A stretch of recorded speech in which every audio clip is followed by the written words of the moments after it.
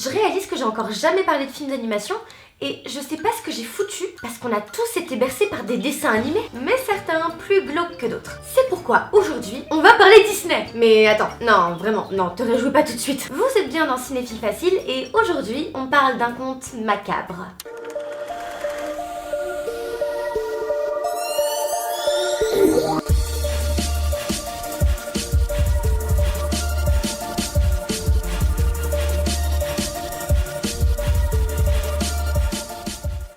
Un temps où ça n'a pas toujours été rose chez Disney. Et à la fin des années 70, ils étaient bien loin d'être l'hégémonie qu'ils sont aujourd'hui. Ouais, je cale des mots du dico au calme et j'en ai rien à foutre, qu'est-ce qu'il y a? Bref, en 1979, c'est la crise dans les bureaux de Mickey et ils étaient clairement loin de racheter Star Wars. Les studios sont alors en pleine production de leur long métrage Taram et le chaudron magique et c'est à cette période qu'ils embauchent un étudiant tout frais, tout pimpant de l'école d'animation, Timothy Burton. Je tiens à préciser que Taram et le chaudron magique a fait un bide total, mais que c'était le dessin animé de mon enfance, bordel. On continue. Timothy va bosser sur les concept art du film et enchaîner sur ceux de Rox et Rookie. Aucun rapport, mais il ne se sent pas vraiment à sa place dans le monde magique de la petite souris et n'arrive pas à produire ce que l'on veut de lui. Il se dit donc, fuck it, je fais mes bails, foutez-moi la paix, et planche à côté de son travail sur ses propres courts-métrages. C'est en parallèle de la production de Rox et Rookie qu'il écrit et dessine le storyboard de son premier court-métrage d'animation, Vincent. Et c'est de ce film qu'on va parler aujourd'hui. Vincent est un court-métrage en stop-motion et en noir et blanc de Tim Burton, réalisé sous la tutelle de Rick Heinrichs.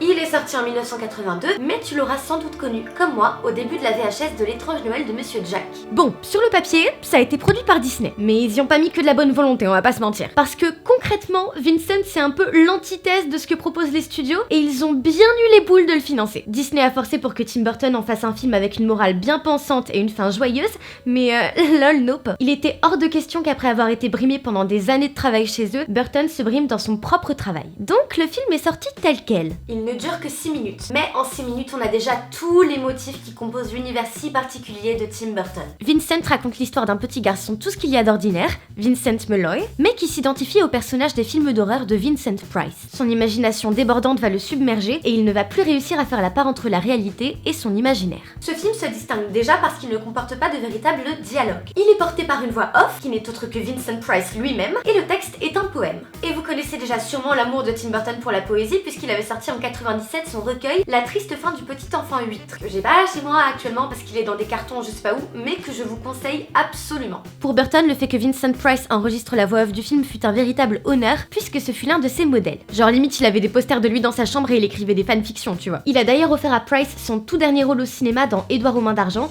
suite à quoi il nous a quittés. Adieu petit ange. Mais le choix de Vincent Price en tant que modèle pour le personnage n'est pas non plus un hasard. Ça renvoie à Tim Burton lui-même qui a grandi dans la banlieue tranquille et bien sous tout rapport de Burbank, mais qui a toujours été fasciné par ses films d'horreur. Et bizarrement, le personnage de Vincent partage la même coupe de cheveux dégueulasse que son créateur. On notera aussi le design de ses personnages avec une tête totalement disproportionnée et des yeux globuleux qui restera sa marque de fabrique. Cependant, Vincent ne rend pas hommage qu'à son créateur. On compte aussi de nombreuses références bien badass qu'il a réussi à caler en très peu de temps. Le film se veut comme un hommage aux œuvres du Dr Seuss, ainsi qu'à la littérature gothique et à l'expressionnisme allemand. Je sais, ça fait beaucoup de name dropping, mais TKT je gère. Pour t'expliquer un peu, on retrouve plusieurs motifs propres à chacun de ces courants et genres. L'un des thèmes récurrents de la littérature gothique est le mélange entre horreur et romance, qui s'installe vers les 3/4 du court-métrage lorsque Vincent évoque sa bien-aimée, en plus d'être une référence au poème The Raven d'Edgar Allan Poe, et évidemment on a aussi un clin d'œil à Frankenstein de Mary Shelley, et logiquement à son autre court-métrage de l'époque, Frankenweenie. En ce qui concerne l'expressionnisme allemand, ses inspirations sont principalement visuelles. Comment ne pas penser à Nosferatu et l'ombre menaçante du vampire, ou au cabinet du docteur Caligari pour des tas de clins d'œil visuels. Même si Burton a dit que c'était juste un heureux hasard parce qu'il avait utilisé la méthode de clair-obscur pour mettre en scène un savant fou. Si on décortique un peu tout ça, tant qu'à faire, on s'aperçoit que le ton est donné d'entrée de jeu par les crédits. La police d'écriture annonce déjà qu'on aura affaire à un film d'horreur, probablement un film gothique, et probablement en noir et blanc vu que les écrans tressautent légèrement. De plus, ma vision des choses, mais là c'est de la pure analyse de comptoir, c'est qu'il a choisi le noir et blanc pour symboliser au mieux la dualité, thème présent dans le film puisqu'il s'agit de l'opposition du réel et de l'imaginaire d'un petit garçon. Juste après l'apparition du titre, un chat se glisse par la fenêtre pour atterrir au pied de Vincent, comme s'il pénétrait son monde tordu. Certaines analyses proposent que les adultes sont coupés par le cadre car ils sont trop ancrés dans la réalité. Par contre, on voit bel et bien la tête de la petite sœur de Vincent, mais je pense que ça a surtout à voir avec le fait qu'on assiste à un point de vue d'enfant. Enfin, niveau hauteur quoi. Ou de mon point de vue de meuf de moins d'1m60, mais après c'est un détail. D'ailleurs, c'est également la voix de Price qui va évoluer tout au long du film, pour partir d'un ton quasi neutre vu qu'il expose expose la situation et devenir de plus en plus dramatique. Vincent est totalement déconnecté de la réalité et c'est aussi pour ça qu'on a une voix off et pas de vrai dialogue. Burton oppose drastiquement ces deux mondes de façon la plus visuelle et contrastée possible. La réalité est présentée par des tons clairs, des aplats de couleurs et de motifs. De l'autre côté, l'imagination de Vincent est marquée de tons sombres, de clair-obscur pour créer un vrai clash de lumière et de motifs délirants. Le décor semble déformé et les ombres portées sont montrées comme menaçantes pour refléter son esprit tordu. Suite à toutes ces déformations de perspective, il va sembler de plus en plus petit au milieu de tous les objets étranges qui composent son univers, comme s'il se faisait submerger par son imagination trop débordante. La lumière a aussi toute son importance dans le film puisque les transitions d'un monde à l'autre se font souvent par des effets d'interrupteurs. Ça présente un rapport très concret à l'enfance puisque souvent les enfants ont peur du noir. Le noir contient tous les monstres sous le lit et leurs phobies les plus prenantes, alors que Vincent a totalement apprivoisé tout ça. Les monstres sous le lit sont devenus ses alliés et c'est lui qui sème la terreur dans sa tête. Et tiens, ça vous rappelle pas un autre film? À la fin du court-métrage, il se pose comme un artiste maudit en se calquant sur Edgar Allan Poe, toujours dans Le Corbeau. Sa mère tente de le rappeler à la réalité, mais il n'y a plus rien à faire. Il est désormais prisonnier de sa réalité à lui. Concrètement, Vincent est le premier film de Burton qui viendra signer son amour pour le stop motion, pratique qui sera réutilisée sur L'étrange Noël de Monsieur Jack, réalisé par Henry Selick, sur Les Noces funèbres en 2004 et sur Frankenweenie en 2012. Même si à la base Frankenweenie est un court-métrage en live action tourné en 84. Et dans ce court-métrage, on va retrouver l'un des motifs de Vincent, un petit garçon qui ramène son chien à la vie et en fait au final une créature monstrueuse. Que ce soit dans ses textes ou dans ses visuels torturés, Burton n'a pas perdu sa marque de fabrique et est toujours un électron libre dans le paysage cinématographique. Même si c'est bien formaté depuis quelques années, ce qui est extrêmement dommage. L'étrange Noël de Monsieur Jack, c'était mon enfance,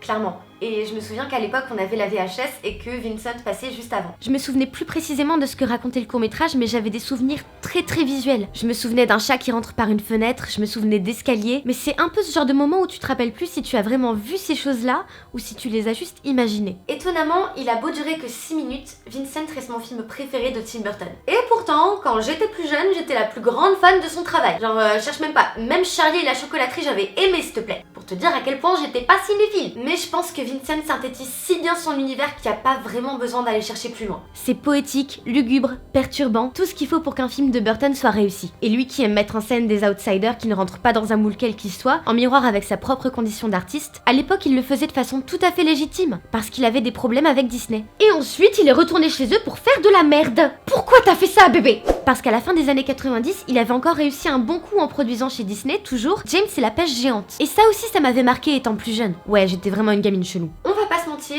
Tim Burton a clairement baissé en qualité depuis Alice au Pays des Merveilles, et franchement, ça me brise le cœur, vraiment. Je rappelle qu'il a quand même réalisé Dark Shadows, et que c'était pas obligé. À mes yeux, il a réussi son comeback avec Big Eyes en 2014, mais après je suis pas du tout objective parce que j'aime Tamour, Amy Adams et Christophe Waltz. Je n'ai toujours pas vu Miss Peregrine, mais quand bien même ce serait un bon film, je pense que je resterai toujours nostalgique de l'époque où Burton réussissait à me faire rêver et cauchemarder en même temps. Ce qui reste dommage étant qu'il est parti de l'essence très pure de son travail pour ne devenir qu'une caricature de lui-même. Écoute, tu sais quoi? Laisse ton film préféré de Tim Burton dans les commentaires et n'hésite pas à me dire si oui ou non tu connaissais Vincent. Si la vidéo t'a plu, tu peux laisser un pouce bleu et t'abonner si c'est pas déjà fait. Ah oui, et très important, le partage de vidéos ça compte énormément, donc surtout n'hésitez jamais à partager du travail que vous aimez, parce que c'est ça qui nous fait connaître, nous les petits créateurs qui sont un peu perdus dans l'algorithme YouTube. Sur ce, c'était Amazing Lucy, à la prochaine.